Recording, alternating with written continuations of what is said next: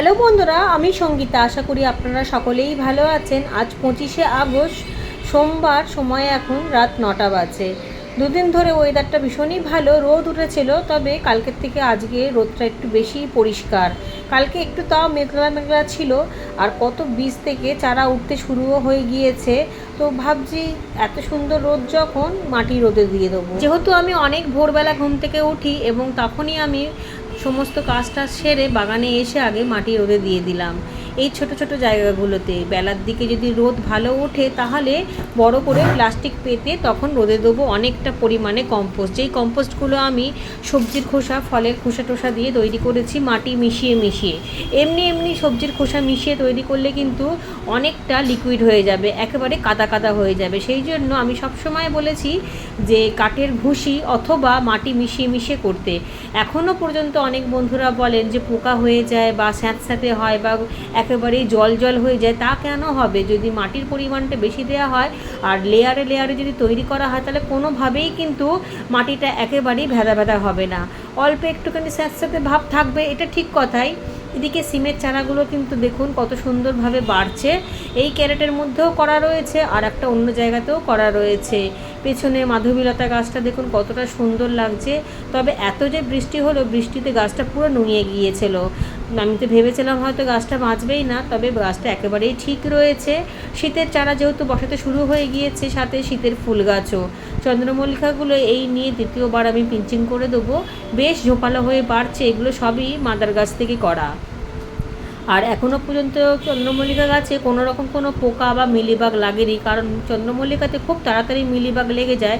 কিছুটা বাগানের ফুল তুলবো, তারপরে নিচে যাব, আবারও কিছুটা ঘর সংসারের কাজ করব, রান্না ঠান্না করে আবার বেলার দিকে এসে খানিকটা মাটি শুকনো করতে দেবো। যেহেতু এই রোদটা উঠেছে আর শীতের জন্য তো মাটির রেডি করতেই হবে। আর এবারে এত অত্যাধিক বৃষ্টি হয়েছে, এই দেখুন, তার মধ্যে আবারও ঘন মেঘলা হয়ে রয়েছে। তা আমি তাড়াতাড়ি করে টবগুলোকে তুলে দেওয়ার চেষ্টা করব, যাতে বৃষ্টি এলে ভিজে না যায়, কারণ রান্না করতে করতে বারবার আসাও যায় না, খুব অসুবিধা হয়ে যায়। তবে এখনও পর্যন্ত বৃষ্টি হয়নি। এই মাধবীলতা গাছগুলো কিন্তু একেবারেই লতানো গাছ। আমি এগুলোর মাথা কেটে কেটে ঝোপালো করেছি এবং খাটো করে রেখেছি। এই গাছ লতানো বাড়ির গেটে দিলে কিন্তু খুব সুন্দর দেখতে লাগে। যেহেতু আমার ছাদ বাগানে জায়গাটা খুবই কম, সেই জন্য না লতিয়ে আমি বারবার কেটে কেটে ছোট করে রেখে দিয়েছি। এত সুন্দর থোকায় থোকায় ফুল, দেখতে কিন্তু ভীষণই সুন্দর লাগে, আর মিষ্টি মিষ্টি একটা গন্ধও আছে। যেমন ধরুন একটু গাছটা বেড়ে গেলে এই দেখুন লতিয়ে ওঠার চেষ্টা করে। যখনই কোনো ডাল লতিয়ে ওঠার চেষ্টা করে, তখনই সেই ডালটা আমি মাথার অনেকটা নিচু থেকে কেটে দিই। এতে করে ডালটা থেকে আরও ব্রাঞ্চ বেরাবে এবং সেই ব্রাঞ্চগুলো থেকেই আবারও কুড়ি এসে ভরে যাবে। ছেলে চলে এসেছে ডাকতে, এবার ছেলেকে নিয়ে যাব, ও স্কুল যাবে। স্কুল যাবার পর আবারও আসবো। যথারীতি সমস্ত কাজ টাজ সেরে আবারও চলে এসেছি বেলার দিকে। একটুখানি মাটি রোদে দেবো। একটুখানি না, বেশ অনেকটাই মাটি রোদে দিয়েছি। তবে এখানে দু রকমের মাটি দেওয়া রয়েছে। একটা হচ্ছে যেটা সবজি ফলের খোসা দিয়ে তৈরি করেছি কম্পোস্ট, সেই মাটিটা।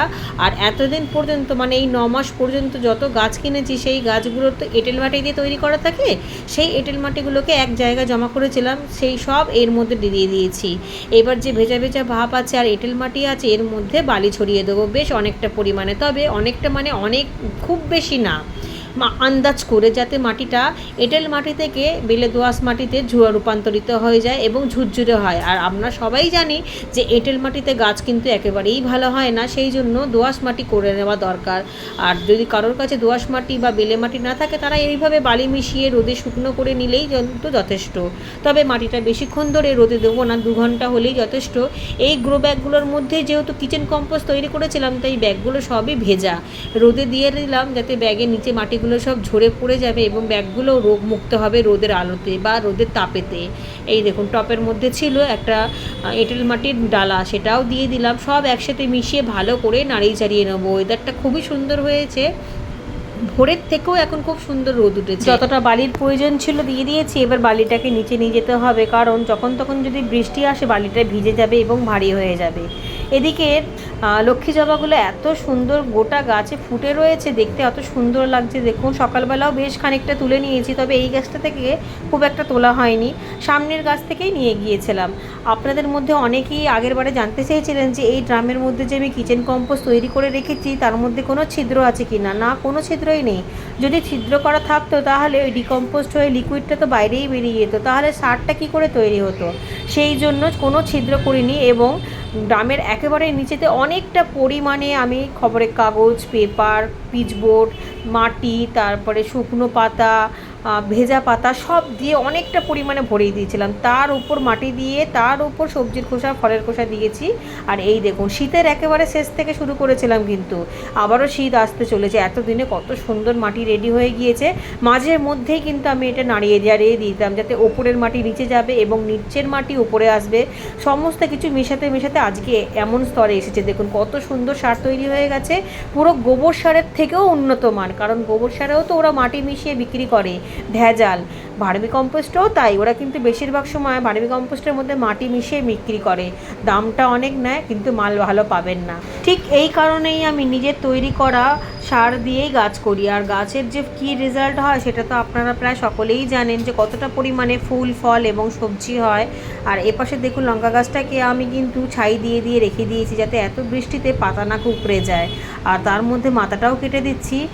এত সুন্দর রোদ উঠেছিল, কিন্তু কিছুক্ষণের মধ্যে এত জোরে বৃষ্টি নামলো যে তাড়াহুড়ো করে কোনো রকমভাবে আমি প্লাস্টিক চাপা দিয়ে চলে গেছিলাম। এখন বৃষ্টিটা একটু কমাতে ঠিকঠাকভাবে চাপা দিলাম, কারণ দেখছি এখনও আকাশ মেঘলা রয়েছে। এই এক অসুবিধা, যখন তখন বৃষ্টি চলে আসে। এত সুন্দর রোদ দেখে ভেবেছিলাম মনে হয় বৃষ্টি হবে না, অনেকটাই মাটি শুকিয়ে যাবে, কিন্তু তা তো আর হলো না। সমস্ত কাজটাই খারাপ করে দিল। যাই হোক, খুব ভালোভাবে চাপা দিয়ে দিলাম এবং গ্রো ব্যাগ, টব যেগুলো ছিল সেগুলো এই প্লাস্টিকের তলাতেই দিয়ে দিলাম। পাথর চাপা দিয়ে দিলাম যাতে হাওয়াতে উড়ে না যায়। এখন একটুখানি বাঁধাকপির বীজ বসিয়ে দেবো। একটা মিডিয়া তৈরি করে নিয়েছি কোকোপিট এবং পাতা পচা সার সমান সমান রেশিওতে নিয়ে। আর বীজটা কিন্তু আমার বাগানেরই বীজ। গত বছর যে বাঁধাকপি করেছিলাম সেই ফুল থেকেই বীজ সংগ্রহ করে রেখেছি। এই প্রথমবার আমি নিজের বাগানে তৈরি করা বাঁধাকপির বীজ থেকে চারা তৈরি করতে যাচ্ছি। জানি না উঠবে কিনা, যদি না ওঠে তাহলে আমাকে কিনে এনে আমাকে বীজটাকে তুলতে হবে, চারা তৈরি করতে হবে। আর যদি উঠে যায় তাহলে তো খুবই ভালো, তাহলে আমি প্রতিটা বছর এমনভাবেই বীজ সংগ্রহ করে রেখে দেবো যাতে সামনের বছর এইভাবেই করতে পারি। আমি বেশিরভাগ সময় সাপ ফাঙ্গিসাইডটাই ব্যবহার করি, ওটাই কিন্তু আমার খুব কাজে দেয়। তো সেটা দিয়েই আমি বীজটাকে মিশিয়ে দিয়েছিলাম। এইবার দানাগুলোকে ছড়িয়ে ছড়িয়ে এখানে মিশিয়ে দেবো, তবে বেশি গভীরে দেবো না, ওপর ওপর যাতে দেখা যায়। আর এই দেখুন ফাঙ্গিসাইডটা কতটা পরিমাণে দিয়ে রেখে দিয়েছিলাম, এইভাবে চারদিকে ঘুরিয়ে দিয়ে দিলাম। তবে যেই যেই জায়গাতে অনেকগুলো দানা পড়বে সেইগুলো যাতে একসাথে না হয়ে যায় সেই দিকটা একটুখানি দেখতে হবে, আঙুল দিয়ে সরিয়ে দিতে হবে, একটু গ্যাপ গ্যাপ মতো দিতে হবে। এবার উপর দিয়ে হালকা করে জলের ছিটা দিতে হবে। এক মগ জল ঢেলে দিলে হবে না, ছিটা দিয়ে দিয়ে ভিজাতে হবে। অতিরিক্ত ভেজা ভেজা করলে হবে না, অতিরিক্ত ডুবু করে দিলে কিন্তু বীজগুলো গলে যাবে। আর এইভাবে বীজটাকে জল দিয়ে দেবার পরে শেডের তলায় রাখতে হবে। কোনো রকমভাবেই বৃষ্টির মধ্যে রাখা যাবে না, কারণ ডাইরেক্ট এইভাবে যদি বৃষ্টির জল পড়ে তাহলে বীজগুলো সব গলে যাবে, এমনিতেও বীজ তৈরি হবে না। আর এপাশে কদিন আগে মূলোর বীজ দিয়েছিলাম, সেখান থেকেও চারা উঠতে শুরু হয়ে গিয়েছে। এই দেখুন চারাগুলো বেশ সুন্দর হয়েছে। এগুলোকেও একটুখানি বড় হলে অন্যান্য জায়গায় দিতে হবে, তবে এখন এই গ্রো ব্যাগটার মধ্যেই থাক, এখন আর সরাবো না। তবে এই চারাগুলো কিন্তু ভীষণ হেলদি হচ্ছে, দেখুন কতটা সবুজ হয়েছে। এই মূলোর বীজ বসাতেও কিন্তু আমি একই মিডিয়া নিয়েছিলাম। ঠিক আছে বন্ধুরা, আজকের ভিডিওটা আমি এখানেই শেষ করলাম। সবাই আপনারা খুব ভালো থাকুন, সুস্থ থাকুন।